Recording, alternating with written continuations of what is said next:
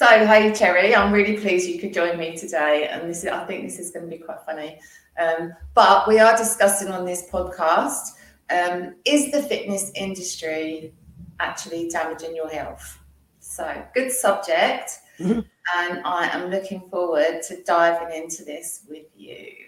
So, give us a little bit of background. We all know you in the fitness industry.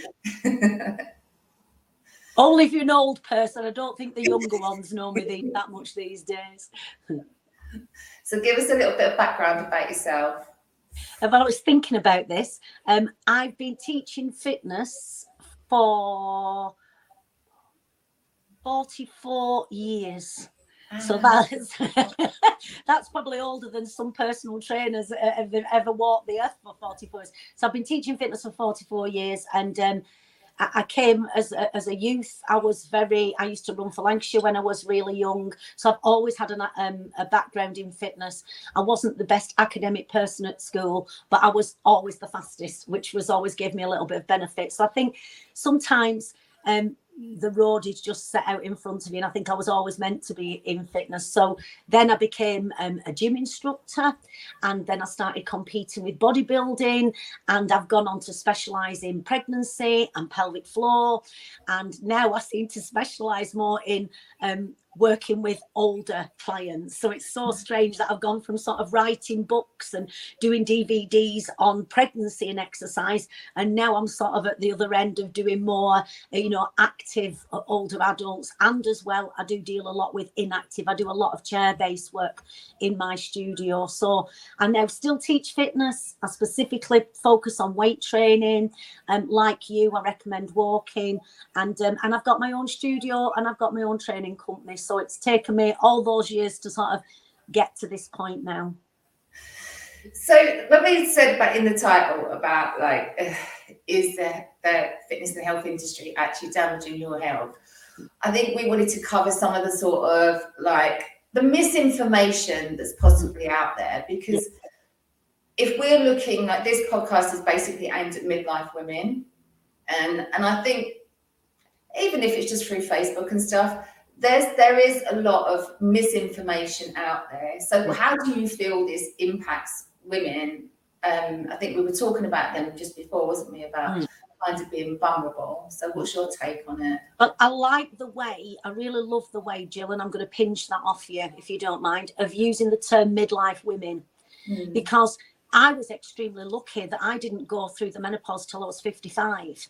Yeah. But that doesn't mean that you've not got another woman at the other end of the spectrum that's maybe only 42. I've got a very good friend, I won't mention any names, and she had several rounds of IVF when she was younger, and unfortunately none of them worked. So she ended up going through the menopause at 40. Oh, wow. Because I didn't know this, sorry, I'm digressing slightly, that every time, if they harvest, say, 8 eggs when you go through a cycle, then it does actually mean that that's 8 months worth of periods. So because I didn't. So because she'd had several rounds, unfortunately, none of them were successful. She'd obviously maybe used up, say, 10 years of her eggs. Oh, wow. So she went through a very early menopause. So I really like the word that you use, midlife, because when we were talking, I used the term 50 plus, but it shouldn't be 50 plus, because some women might not need specific help until they get in the 60s. Some women might need specific help when they're in the 40s. So I'm going to pinch that off you, Jill. That's right. But something that has really inspired me recently to sort of, you've seen my rants, I call them my old lady rants on Facebook, is because YouTube, Facebook, you cannot, I don't do Instagram, but I bet it's the same on Instagram. It probably was. You cannot get away from these so-called experts. Some of them are celebrities. Some of them are very young people. And I'm not saying that young people can't teach midlife women. And I'm not saying that men can't teach midlife women. But it does make a difference when you have gone through that journey yourself. And I have to admit that the only reason that I've come out of that other side of the journey is because I consider myself extremely lucky that I can take HRT. So I understand that not every woman can. And I really do feel for those women, because I do not know where I would be now being dramatic, whether I would actually even be here or not without HRT. And I certainly wouldn't be exercising and be in the shape that I'm in. I'm talking about my shape. I'm not a world-class gorgeous person, but I'm just talking about the best for me without HRT. But going back to what we were saying, I believe that when women are in this midlife phase, we are less confident, we feel invisible, and we are in pain. Very often you'll get a midlife woman who suddenly starts to suffer with joint pain when they've never been in pain before. They have lack of energy. They have lack of motivation. They might have lack of mood. Their personal relationships might be suffering. They're very fatigued. So they are, Jill, extremely vulnerable. Yeah. So when they see an advert from somebody saying, you can take this drug, you can take this gouache, or you can take this supplement that I've developed and it will get rid of all your symptoms. Very often they are just what I call meno-cashing. They are cashing in on the menopause. So the vulnerable women will buy those supplements, will go on that diet. But if we're talking about exercise, if you are, I'm going to use that you're an accountant, you're a very high level intelligent accountant, but you don't know anything about fitness. You have started suffering symptoms of the menopause or just, Jill, the aging process. Yeah. And you see a celebrity, somebody who you think really knows their stuff. I'm not going to mention any names, but somebody who's just been given an award for their contribution to fitness. And they offer a menopausal exercise program that I will hold my hands up and say, I believe it is not credible. I don't know whether you want to talk about it in a little bit, the fact that there's no warm-up, the content that's in it, there's no alternatives given. And so this vulnerable woman signs up for something with an expert. One, they may not be able to achieve it because it's not specifically meant for a woman in midlife. Two, they don't give adaptations, and you can ask me to talk about this later, about what are the common conditions that should have considerations in a workout program for that midlife woman. So that woman then either gets injured or feels inadequate because they can't do the program. What do, Jill? They blame themselves, because that's what we do as women.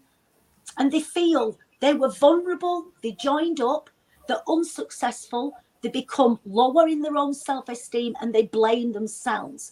Whereas actually the person that is setting themselves up as it's a menopausal program is actually the person that is to blame and that is the cause of them getting maybe injured or the cause of them feeling unsuccessful.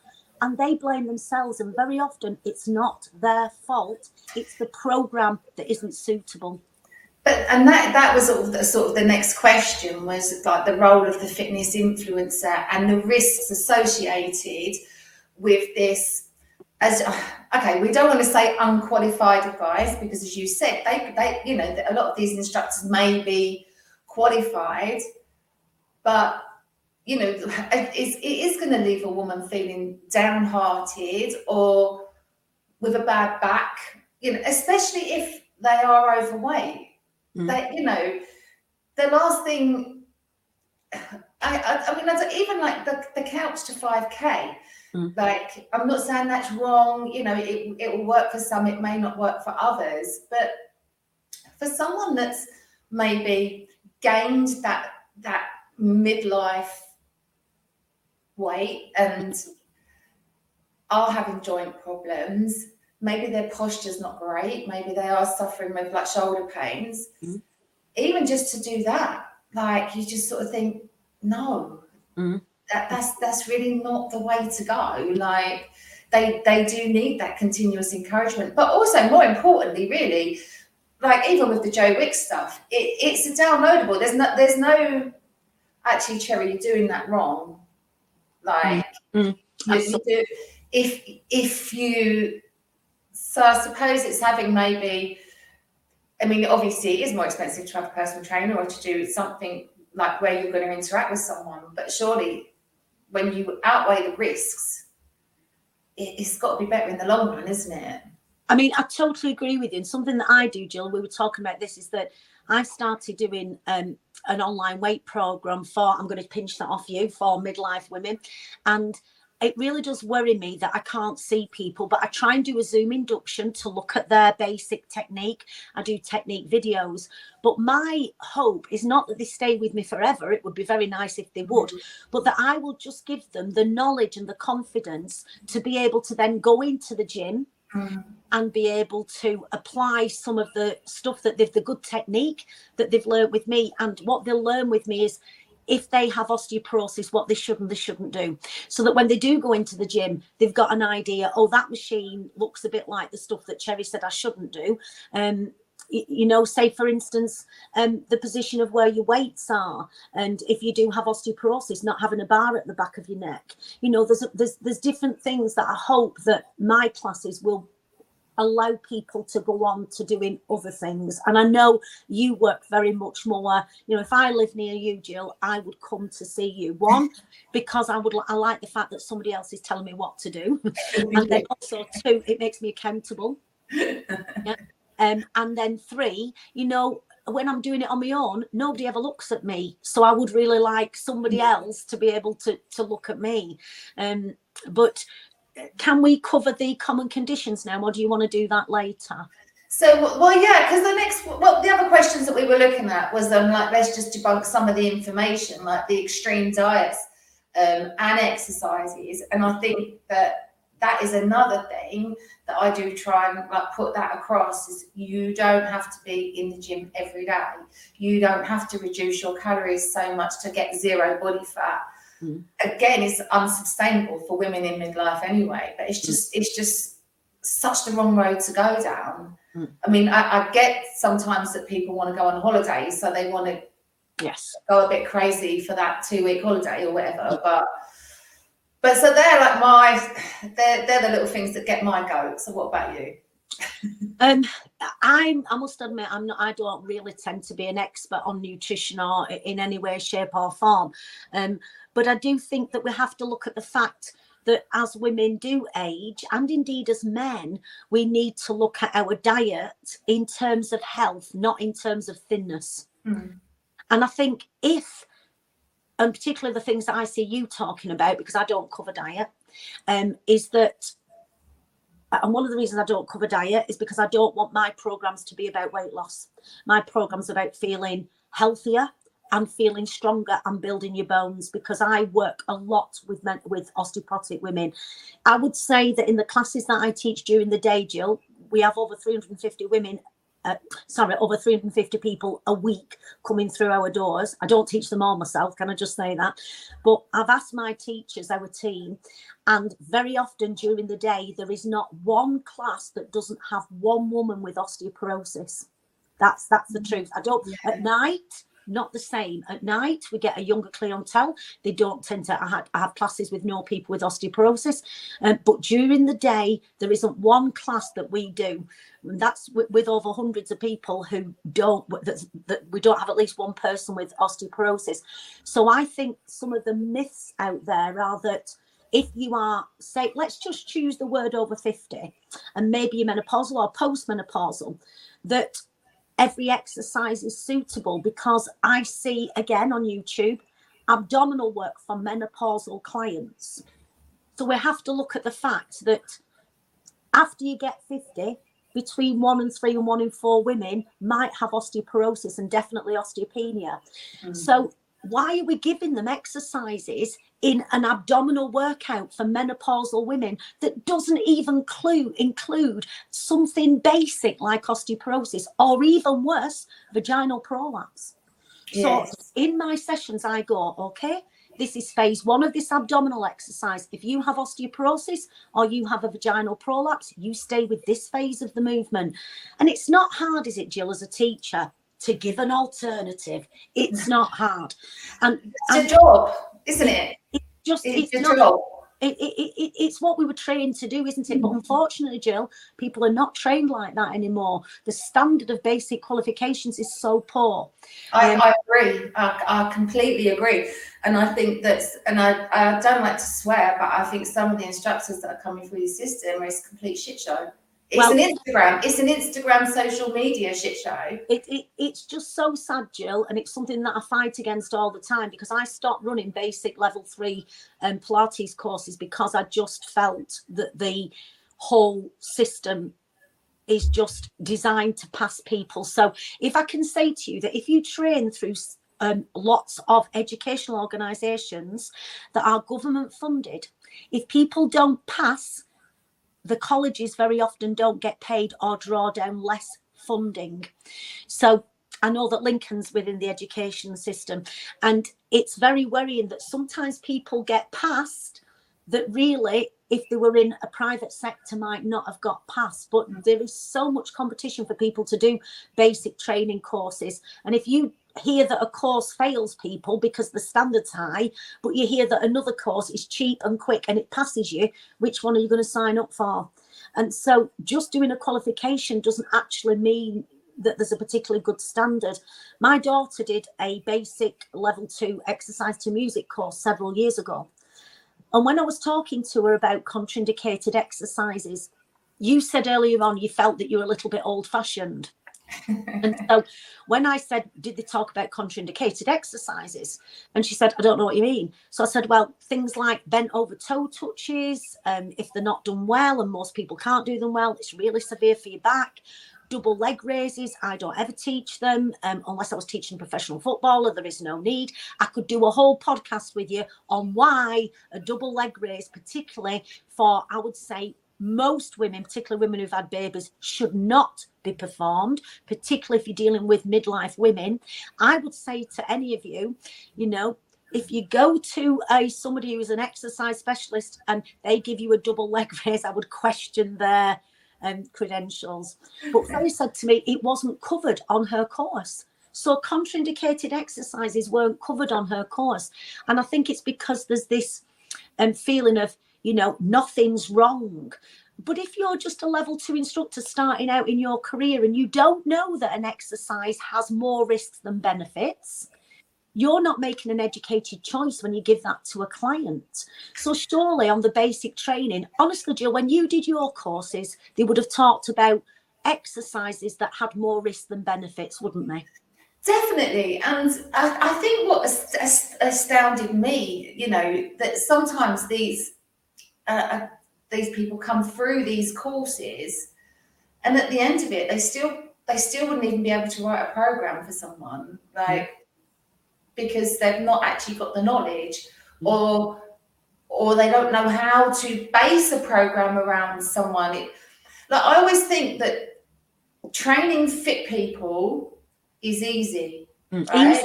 Easy. Piece really. You can just write a program. There you go. You're off your trot. That's fine. But I find that my clients, that to me, it's more it's not good for them if they've got a knee replacement, but I find it more interesting. It makes me do my job. Yes. But I do think some of these qualifications, it's very easy now to just go online and just get a qualification and just teach something. You can become a Pilates instructor online. How does that even work? So that means that person's not even been looked at in terms of their own movement quality and technique. And, you know, I ran a course not long ago and I had a beautiful young lady on it, but she just wasn't skilled enough in her own movement quality. You know, we had to say, look, go away, start going to some classes. I recommended people that she could go to.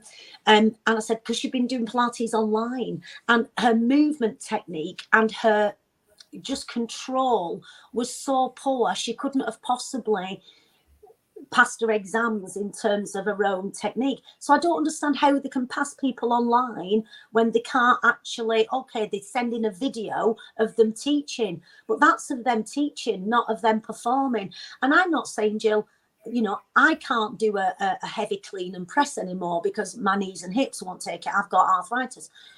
Through years and years of jumping up and down on sports hall floors, you know, and doing crazy things that we did. I mean, when I first started teaching, Jill, you didn't wear trainers. You didn't. You wore dance pumps when I first started doing aerobics. I was doing aerobics above a pub. It was brilliant. We've learned a lot since then. But going back to what we were saying is that, people do get issues, and I'm not saying that when you're a basic level teacher, you should learn about all those issues. I believe it should be added on to. And yet what they try and do is on the basic courses, they don't talk about contraindications, but yet they do pay lip service to older adults and to anti and postnatal. And I believe that, and it's just because they try and get everything in to cover themselves. Mm. So employers, like places like big gyms, will go, oh well, they've done that course, so they can deal with a pregnant woman, they can deal with a woman that's 75 or a man that's 75. That shouldn't be, Jill. It should be you learn your basics. Because if somebody doesn't really grasp the difference between eccentric and concentric and a fixator and a synergist, which I don't know about you, took me years to understand. They need to get things like that, like correct programming and balance, and then go on to specialist qualifications and be paid for being a specialist. And this is where it comes down to it, that the clubs won't pay for the specialists. So yeah, this is a double-edged sword, isn't it, really? Because they won't you pay. do there was so the next question I was actually going to say was about the influence of social media. So we'll cover that in a sec. But there's a new gym open to me up the road, right? So it's a Pure Gym. I ain't right saying that, Pure Gym. And they was advertising on social media, and it said, come and join our Pilates class. They're £1 each. A flipping £1. £1. Pay the instructor. £1. I wanted to ring them up and say, like, are you having a laugh? So again, it's that double-edged sword, isn't it? Because the more specialist you are, obviously, the more money you want to earn. Yeah. And any good Pilates instructor, anybody that has been trained well in Pilates, probably, I'm guessing that they may be being paid 20 quid an hour, the teacher, if they're lucky. So anybody that's done a decent training program wouldn't work for that. They wouldn't. So that's the scary thing. That is the really scary thing. I mean, I can give you an example of somebody that I know who has works for a leisure centre, and she wanted to come and do some of my training, and they wouldn't pay for her to do it. So she paid for it out of her own pocket. And I said to her, but you've got to realise of what are you being paid by the leisure centre. So if somebody comes to you and goes, oh, I've got osteoporosis, or I'm waiting for a hip replacement. If you're getting paid, I know she gets paid £21.50. You're getting paid £21.50. You're not being paid to deal with that person. That's a specialist. You should be being paid more. They should be put. You can't expect somebody to deal with 40 people in a Pilates class and somebody come in and say, oh, I'm waiting for hip replacement. I've just been diagnosed with osteoporosis. That teacher can't deal with that. So, I say, and it's probably the same as you, Jill, people will come to my studio and go, oh, you're more expensive than the leisure centre. And we just go, yes, we are. Yeah. And we never put anybody down. But we'll just say, would you like to come and do a free taster with us and see why we are more expensive? And I've never had one person ever turn around and go, I couldn't see the difference. They've absolutely been blown away. But that's not putting the leisure centre down, because if somebody comes to me, the fit, the active and the well, and they just said, oh, I fancied having a go at Pilates, I will probably say, you don't need us. Why don't you go to the local gym or go to the local leisure centre? Because you don't really need our specialism. And, I think that's why we're so successful, because we've never, ever advertised, oh, come to our Pilates studio and it's very good for women over 50. We've never done that. But actually, women who are older have come to our clinical Pilates and have got so much benefit. And I talk about weight bearing, and I give them exercises to do at home. And I mean, if people actually look at it, it's called the Pilates Studio Glossop. Look on our Facebook page. I put a 30 minute free videos on there using a workout band aimed at specific fracture sites. And again, Jill, I know that I can't see people. I know I can't screen people. People are doing it of their own free will. But it's a damn sight safer than some of the stuff that's put on YouTube. So say, for instance, I'll see chair exercise, And I'm not saying that menopausal women need chair exercise. I'm 62, but I definitely don't need chair exercise. And the first exercise, not yet. And the first exercise they do is lifting the arms up in the air and using a band or using weights. And I think, you want to come and do one of my classes, half the people can't even do that. And so I definitely wouldn't do it as the first movement. I might do it as the third or the fourth movement. But I do think it is so easy for somebody just to put something out on YouTube or Facebook and come across as being an expert. And I don't know if we'll get a chance to do it on this, but what I am going to say is, if you're going to do something online, look at what they should be saying to know that it's a good online program. Look at the information that that person's giving you. And I don't know whether you want us to do it here or another time, but we're talking about why warm-ups are more important for a midlife woman. Yeah, definitely. And that's what the next question is going to be. How do you feel? What are the dangers of following this advice? So, you are a vulnerable midlife woman and you sign up for this, whoever menopause program, because you're fed up and you're feeling a bit crap about yourself. So what are the dangers? What are the risks, apart from feeling flipping deflated or getting injured? Well, I'm no menopausal expert. I really don't set myself up as a menopausal expert, but I'm a body expert, but I'm not necessarily menopausal. But I have a lot of friends who are. And, I have a lot of friends that I believe are fitness experts. Because remember, we're not medical people. No. But then a medical person doesn't necessarily know about fitness. So, we need to sort of look at the two things. So I'm no expert on this, but what I am going to say is, when you are working with, I'm going to use a woman over 50. Now, I didn't go through the menopause till I was 55, but I still had symptoms of it for quite a while.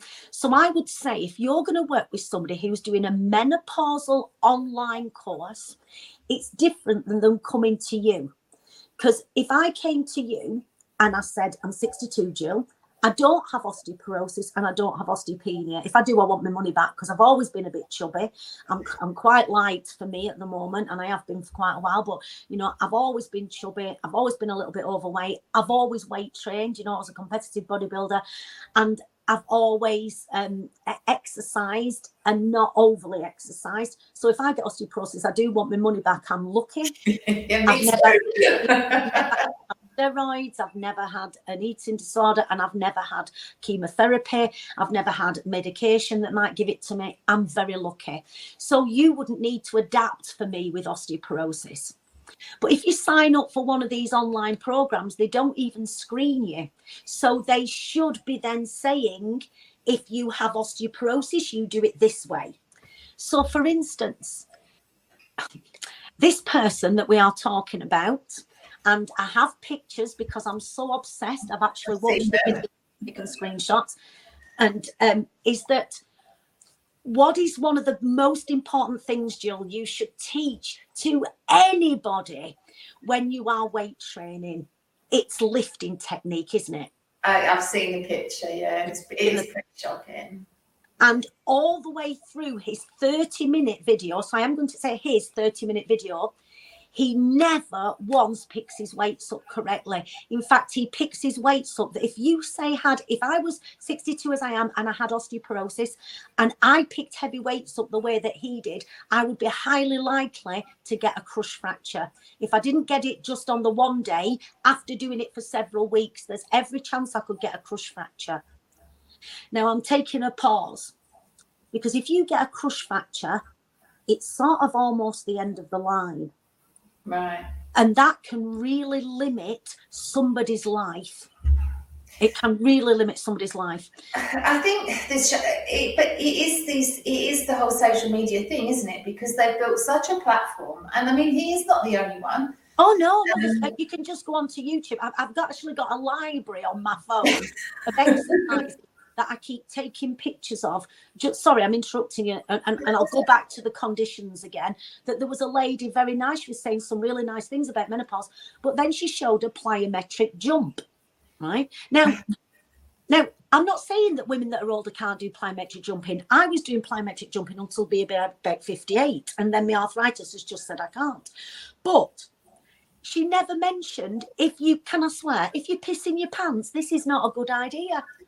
So 1 in 3 women have pelvic floor issues, and that's not related to age. Oh, did you see the post that I put up about Gemma Collins? No, I didn't. Did you not see her on this morning? Was it on Facebook, Jill?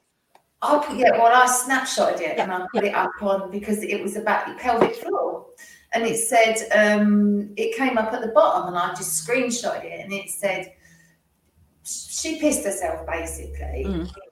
Was telling Dermot on this morning that she thought she was dying because she let herself. Basically, it was her pelvic floor, and it said, 55% of women have this problem, and I was just like, that's a bit high, isn't it? Like, and so there was a doctor, and the doctor saying, you should exercise, and I'm like, but it's doing the right exercise. Yeah. So, she's cured anyway. She's found her pelvic floor exercise and she's cured. So, do a few pelvic floor exercises and you'll be okay. Well, actually, she won't be, because she carries too much weight. And I'm not putting her down for that. No, but it's the elephant in the room, isn't it? Like, side effect. I've got a beautiful niece and she's having loads and loads of joint problems. And, I can't say it too, but she's been going through a lot of emotional stress. So what do you do when you're going through emotional stress? You eat, and you drink. And so a lot of her problems, I keep saying to her, just wait until you feel better about yourself and you can get yourself moving a little bit. So, I don't want to fat shame anybody, because anybody that knows me knows I'm not a thin person. I am at the moment, I'm not thin, but I'm lower weight for me at the moment, but I've been a lot bigger. And, but I do think that we talked a little bit before about osteoporosis, but the second thing that I wanted to mention, you were saying 55% have pelvic floor issues. The last time I did any research on it, we were looking at 1 in 3. So if you have a pelvic floor issue, or, Jill, a vaginal prolapse, which is extremely common, again, out of my 16 new women, 1 had osteoporosis, 4 have shoulder issues, and 2 have vaginal prolapses. So why would I want to give a plyometric jump to a woman who's got a vaginal prolapse? Why would I want to give her that? And it's something like, I see menopausal HIIT sessions and they've got a jump jack. It's not hard, Jill, to do a low impact jack. It's not hard to give it as a teacher. And personally, I find I can work harder on a low impact jack than I can on a high impact jack, because of my I don't have pelvic floor issues, but because of my arthritis.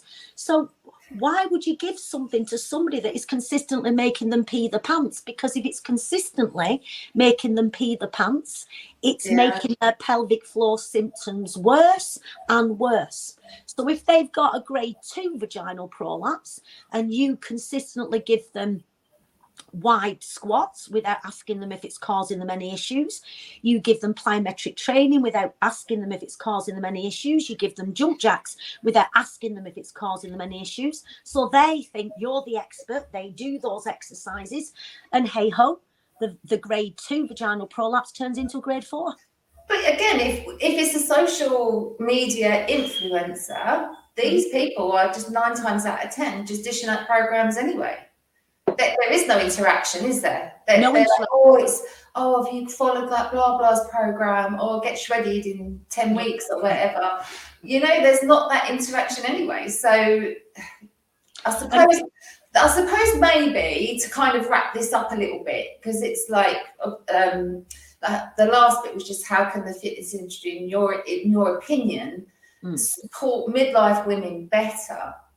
But I suppose, on the other hand, as much as, midlife women are vulnerable, my dog's dreaming.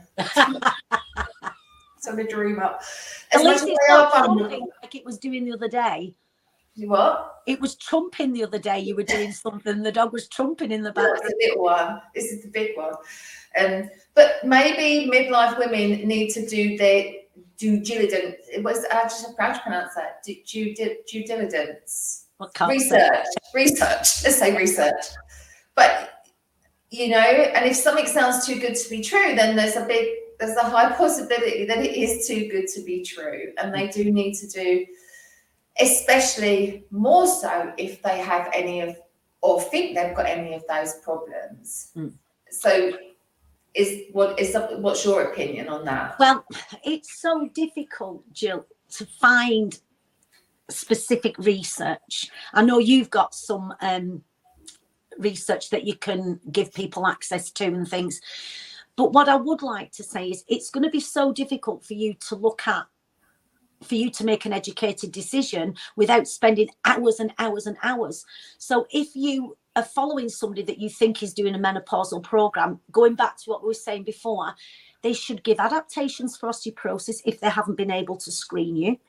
They should give adaptations for prolapse, because we don't want to be doing anything with both legs off the floor. Lots of sit-ups might cause issues. And I'm not saying those people can't exercise.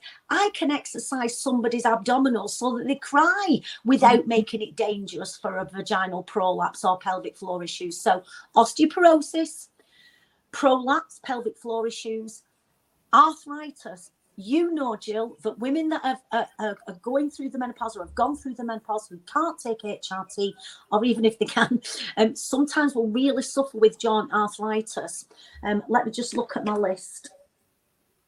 Yeah, so pelvic floor, vaginal prolapse, arthritis, particularly shoulder issues, and osteoporosis, they should be catered for within that program. So if somebody was going to sign up for a program and they've got any of those conditions, I would see if you can get in touch with somebody and say, are adaptations given for somebody who has, if you do have any of those conditions? Because I know that I'm going to have a hip replacement, and I know that if I tried to do specific movements, it would hurt me, but I can work my way around it. So I don't stop exercising. You know, I deadlift, I squat, I do modified lunges. There's certain things that I do, but again, just looking at the position of people doing a lunge, if you're dealing with a woman that's over 50, to try and make it really safe, not only safe for arthritic knees, but effective on your arse.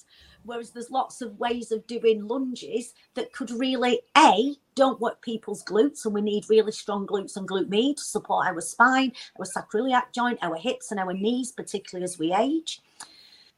But it's about seeing why that program is appropriate for menopause. And if we can just hop onto those conditions. So if you've got any one of those conditions, a vaginal prolapse, osteoporosis, arthritis, we talked about pelvic floor, didn't we? That try and make sure that program gives you options. You know, I know you, Jill, if you were giving somebody a heavy deadlift and they said, look, Jill, when I'm doing that, I'm peeing my pants. Well, you modify it. With 100, and a lot of my social media stuff is like all the bars, and that is what I do. Yeah. But I've got clients that have been with me for 6, 8, 10 weeks. They ain't even touched a bar yet. Because I can see they're not moving right yet. I've got to get them moving right and have that sort of strength and foundation before they go on to something like that. So there's a lot more work that's involved, and it is more about like getting the mobility, sort of getting mobility back, getting the posture correct, and that's hard enough as it is. So they don't go straight for the big bars. If I want to chuck a big bar around and I hurt myself, that's down to it, because I can do stupid shit like that. Yeah, but I certainly wouldn't do it to my clients. And even the first month, I know it can be frustrating for them, but we're still going through like mobility stuff, like absolutely lunges. I mean, it's a simple motion, but not many people can do it like straight off the bat, can they? And this is completely, I want to talk a little bit about warm-ups, why they're so important, but this is completely going off piece. But I took the dog for a walk earlier on. I tried to get him, I wasn't teaching this morning. I was trying to get him to get out before it gets too hot at the moment. And I met he's not old at all, but I met a gentleman, he's in his late 70s, who used to come to my circuit training classes. And I could see, I said, you need a knee replacement, don't you? And he said, yes.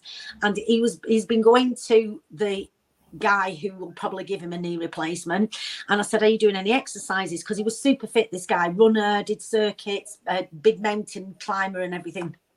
And I said, "Are you doing some exercise?" He said, "Yeah, of course I am." And he showed me, and I'm really sorry because I'm not a medical person, but he showed me what his surgeon that's going to do it, the exercises that was recommending him. And one of them was an upright lunge with his body in an upright position. I'm not going to do it for you now, but I showed it to him, if I do a lunge like that, you can physically hear my knees. My knees, they don't creak, Jill, they go clunk. People go up. Whereas if I do it properly, sitting back into a hinge, which, let's face it, uses the glutes and it makes the glute med stabilize the pelvis so much more, my knees don't make a noise, and I can do it with a heavy weight. Yet if you asked me, so this poor guy's been trying to do these upright lunges, and I said, what did it? He said, it just absolutely cripples my knee. So I showed him how to do it. This was on the street in Gloucester. And he went, I can do that and it doesn't hurt my knee at all. Oh. But that's little things regarding working with midlife women. You know, let's not do something that is likely to hurt your knee. Let's do it another way that won't hurt your knee and actually is going to give you a bit more benefit. But you were saying, Jill, about, you know, the preparation phase.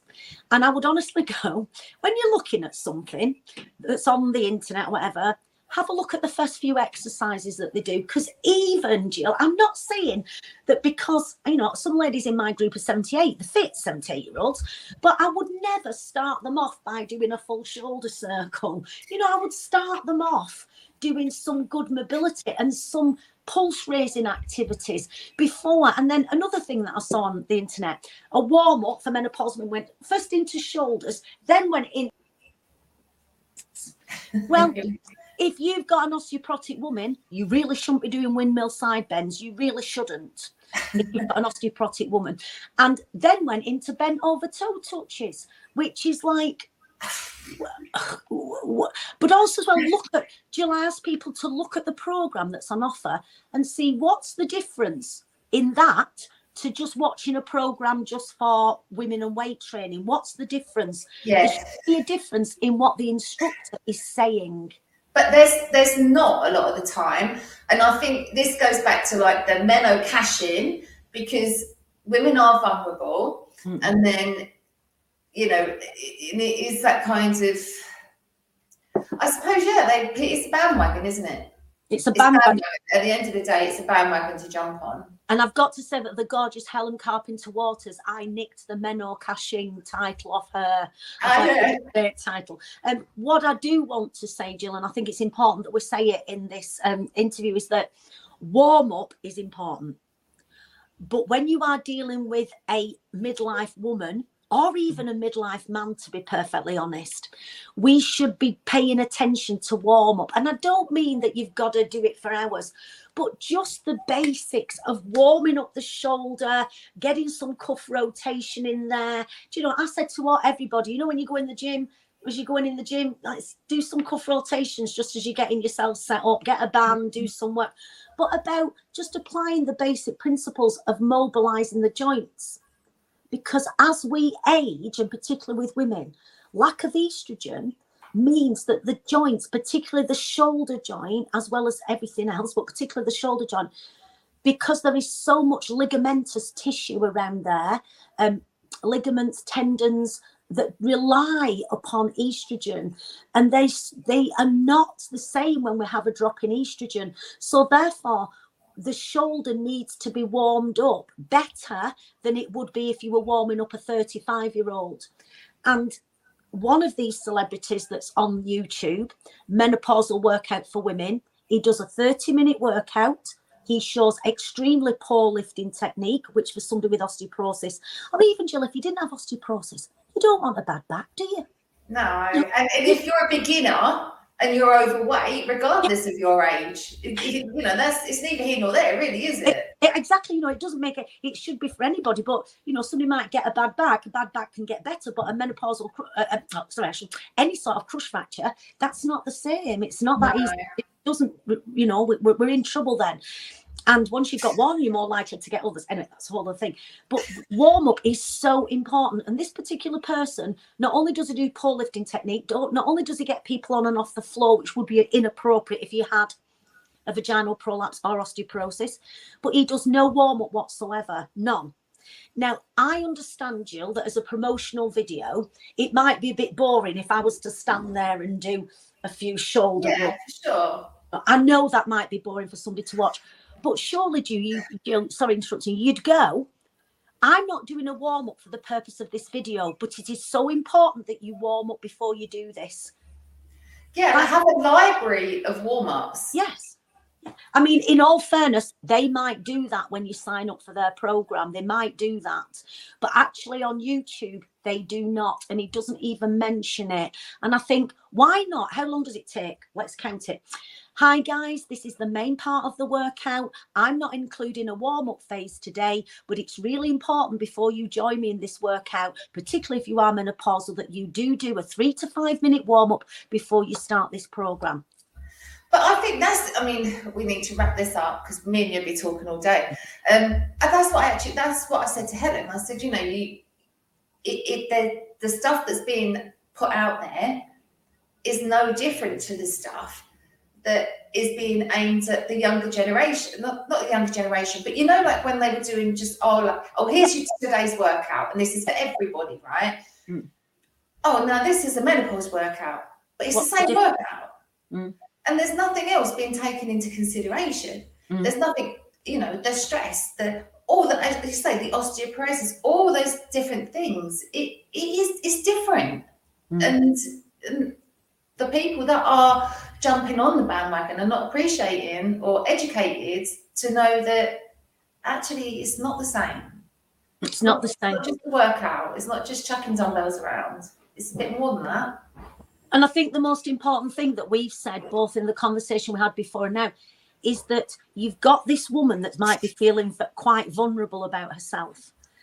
And she can only, if I go to the hairdresser and they start telling me that I need to do something with my hair, because I must admit I'm having a bit of trouble with hair loss, and that if they said to me, do this, I'd do it because they're the expert and I'm not an expert. So those vulnerable women look at somebody who is an expert, because they say it's for the menopause.